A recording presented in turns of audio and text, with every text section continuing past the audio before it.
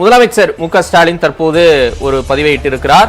மக்கள் தீர்ப்பை தலைவணங்கி ஏற்கிறோம். கடந்த ஐந்தாண்டு காலத்தில் ஏராளமான திட்டங்களை உருவாக்கி தமிழ்நாட்டு மக்களுக்கு நல்லாட்சியை வழங்கினோம். எனது அரசியல் பொதுவாழ்வில் அதிகப்படியான வெற்றி தோல்வியை பார்த்துள்ளேன் என்று திமுக தலைவர் மு.க.ஸ்டாலின் தற்போது பதிவிட்டிருக்கிறார்.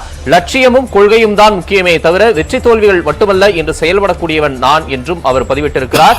திராவிட முன்னேற்ற கழகத்தின் அரசியல் பயணம் தொய்வில்லாமல் தொடரும் என்றும் மக்கள் தீர்ப்பை தலைவணங்கி ஏற்பதாகவும் திமுக தலைவர் மு.க.ஸ்டாலின் தற்போது அவர் தனது பதிவை இட்டிருக்கிறார். இதுவரை மக்களுக்காக சிறப்பாக ஆளுங்கட்சியாக செயல்பட்ட திமுக இனி சிறப்பான எதிர்க்கட்சியாக செயல்படும் என்றும் அவர் பதிவிட்டிருக்கிறார். அண்மை தகவலாக பார்க்கிறோம். பிரவீன் காந்தி.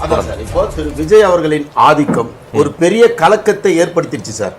அப்போ இந்த கலக்கத்தில் இருந்து மீண்டு வரணும். திராவிடம் இப்போது மீண்டு வரணும் சார். திராவிடம் மீண்டு வரணும்னா அதிமுக திமுக இருக்கிறது ஃபியூச்சர்ல சேர்ந்தால் மட்டும்தான் இனி விஸ்வரூபம் எடுத்திருக்கிற விஜய்க்கு முன்னால் இவர்கள் நிற்க முடியும். தனியாக நின்று இனி திமுகவோ அதிமுக எதிர்த்தால் விஜய் சாரை அது செந்தில் சார் போகும்போது சொல்லிட்டு இப்ப திரு ஸ்டாலின் ட்வீட் நம்ம படிச்சு காமிச்சோம். சிறப்பான ஆளுங்கட்சியா செயல்பட்டோம், இப்ப சிறப்பான எதிர்கட்சியா செயல்படுவோம் அப்படின்னு.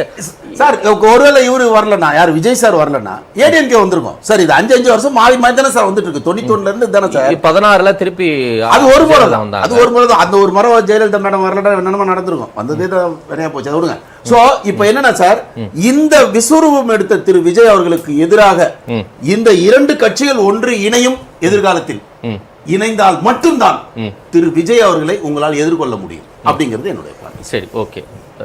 கேப்ரியல், எப்படி பாக்குறீங்க? நீ எதிர்கட்சியான அரசியல்னா எப்படி திரு ஸ்டாலின் செயல்படக்கூடிய வாய்ப்புகள் இருக்கு? என்ன பொறுத்தளவுல திராவிட கட்சிகள் ஒரு விஷயத்துல கிளியரா இருக்காங்க.